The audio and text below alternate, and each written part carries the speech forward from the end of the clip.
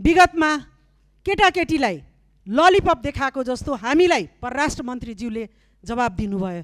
त्यो सबैलाई थाहा छ, त्यो ढाकछोप गर्ने मात्रै हो। कहीँ पनि नियमावलीमा हामीले प्रधानमन्त्रीले दिनुभएको अभिव्यक्तिलाई कुनै मन्त्रीले जवाब दिने होइन। होइन भने सीमा सम्बन्धी त्यस्तो संवेदनशील विषयमा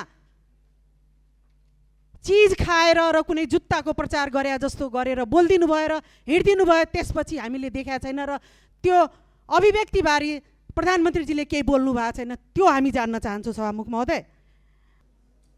पूर्वाधार मन्त्रीज्यूले ठेक्केदारको गएर काम नगरे खुट्टा भाँचिदिनु भनेर भन्नुभयो। के देशमा नियम कानुन छैन? उहाँ सर्वमान्य हुनुभयो। के हाम्रा देशका मन्त्री प्रधानमन्त्रीजीहरूले कानुन नमान्ने हो? उहाँहरूले देशको नियम कानुन मान्नु भएन भने कसले मान्ने? त्यो जवाब चाहन्छु सभामुख महोदय। सम्माननीय सभामुख महोदय, आज अहिलेको बहुचर्चित र अति नै संवेदनशील विषयमा सभामुखज्यू मार्फत म सरकारको ध्यान आकर्षण गराउन चाहन्छु। हामीले विगत जेठ 17 गतेदेखि एउटा आवाज विपक्षी दलबाट नियमित उठ्दै आइरहेको छ र त्यसको कुनै सुनवाई भइरहेको छैन। या त यो सरकारले माननीय सम्माननीय प्रधानमन्त्रीज्यूले दिनुभएको अभिव्यक्तिलाई मान्य सदस्य एकैछिन पक्नुहोस्। मान्य सदस्य हर्कराज राई, म समय दिन्छु यहाँलाई, बस्नुहोस्। मलाई जानकारी छ यहाँलाई समय दिनुपर्ने कुरा। आसन गरेर सहयोग गर्नुहोस्, म समय दिन्छु। मान्य सदस्य अगाडि बढ्नुहोस्। सम्माननीय सभामुख महोदय, प्रधानमन्त्रीले दिनुभएको सीमा सम्बन्धी विवादको ठोस जवाब कहिले आउँछ भने सम्माननीय सभामुखज्यू मार्फत म सरकारसँग प्रश्न गर्न चाहन्छु। विगतमा केटाकेटीलाई ललिपप देखाएको जस्तो हामीलाई परराष्ट्र मन्त्रीज्यूले जवाब दिनुभयो। त्यो सबैलाई थाहा छ, त्यो ढाकछोप गर्ने मात्रै हो। कहीँ पनि नियमावलीमा हामीले प्रधानमन्त्रीले दिनुभएको अभिव्यक्तिलाई कुनै मन्त्रीले जवाब दिने होइन। मन्त्रीले जवाब दिनु भनेको आफ्नो विषयगतबाट मात्रै हुन्छ सभामुख महोदय। प्रधानमन्त्रीले दिनुभएको अभिव्यक्ति बारेमा उहाँले के सोचेर दिनुभएको छ? के मिडिया ट्रायल हो? यदि मिडिया ट्रायल हो भने उहाँले त्यो पनि आएर सदनमा जवाब दिनुपर्छ जस्तो लाग्छ मलाई। होइन भने सीमा सम्बन्धी त्यस्तो संवेदनशील विषयमा चीज खाएर र कुनै जुत्ताको प्रचार गरे जस्तो गरेर बोलिदिनु भयो र हिँडिदिनु भयो। त्यसपछि हामीले देखाएको छैन र त्यो अभिव्यक्तिबारे प्रधानमन्त्रीजीले केही बोल्नु भएको छैन। त्यो हामी जान्न चाहन्छौँ सभामुख महोदय। अभिव्यक्ति पश्चात देशमा जुन क्रियाकलाप भइरहेछ, सीमामा जुन क्रियाकलाप भइरहेछ, त्यसको जिम्मेवारी कसले लिने सभामुख महोदय? सुस्तामा अस्ति बीएसएफ भित्र आएर हाम्रा नागरिकले धपाउनु पर्ने अवस्था आएको छ, त्यसको जवाब कसले दिन्छ सभामुख महोदय?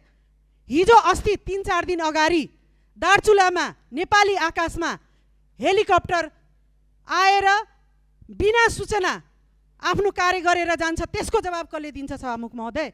म सभामुख महोदय मार्फत सरकारसँग जवाब माग्न चाहन्छु।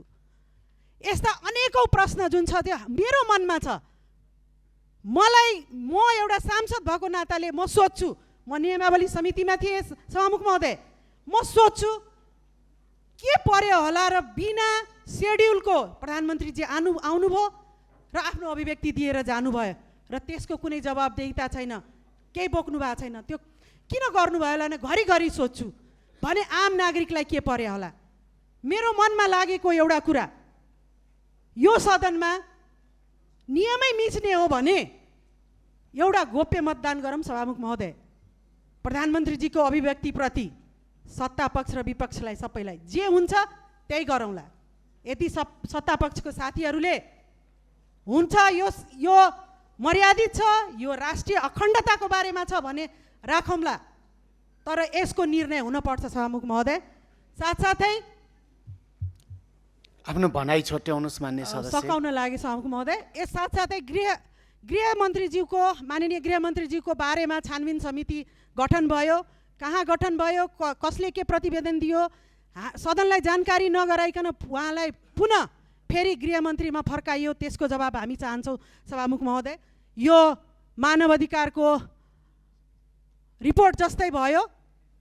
23 र 24 गतेको रिपोर्टलाई जसरी लुकाइयो, सरकारले त्यसै माननीय गृहमन्त्रीजीको रिपोर्टलाई लुकाइएको छ। अर्को, म अर्थमन्त्रीजीले दिनुभएको अभिव्यक्तिप्रति घोर आपत्ति गर्दछु। अर्थमन्त्रीजीले दिनुभएको अभिव्यक्ति रोस्टममा बसेर सांसदलाई थर्काउने होइन। देशमा नियम कानुन छ। नियम कानुन यदि थाहा छ भने उहाँलाई फाइल खोल्छु भनेर धम्की दिनुहुन्छ सांसदहरूलाई भने नियम कानुन छ। देशको नियम कानुन अन्तर्गत रहेर उहाँले फाइल खोलेर कारबाही गर्नुपर्छ। धम्की होइन, आफ्नो बचाउ गर्नलाई धम्की दिने होइन सभामुख महोदय। यो अराजक स्थिति बढ्दै गइरहेछ। यदि यसमा सभामुख महोदयले रुलिङ गर्नु भएन भने हिजो अस्ति फेरि पूर्वाधार मन्त्रीज्यूले गएर खुट्टा भाँचिदिनु भन्नुभयो। सकौँ मान्य सदस्य, आफ्नो भनाइ सकाएँ सभामुख महोदय। मैले पूर्वाधार मन्त्रीज्यूले ठेकेदारको गएर काम नगरे खुट्टा भाँचिदिनु भनेर भन्नुभयो। के देशमा नियम कानुन छैन? उहाँ सर्वमान्य हुनुभयो के हाम्रा देशका मन्त्री प्रधानमन्त्रीजीहरूले कानुन नमान्ने हो? उहाँहरूले देशको नियम कानुन मान्नु भएन भने कसले मान्ने? त्यो जवाब चाहन्छु सभामुख महोदय। अन्त्यमा म 1-2वटा आग्रह गरेँ सभामुखज्यूसँग। प्रधानमन्त्रीजीको अनिवार्य अभिव्यक्तिबारे स्पष्ट जवाब चाहियो हामीलाई। अर्थमन्त्रीजीको अभिव्यक्तिबारे स्पष्टीकरण चाहियो। गृहमन्त्रीजीको छानबिन प्रतिवेदन पूर्ण रूपमा सार्वजनिक गर्नुपर्ने सभामुख महोदय। विवादित अभिव्यक्तिहरू संसदको रेकर्डबाट हटाउनुपर्छ सभामुख महोदय। धन्यवाद। जय नेपाल।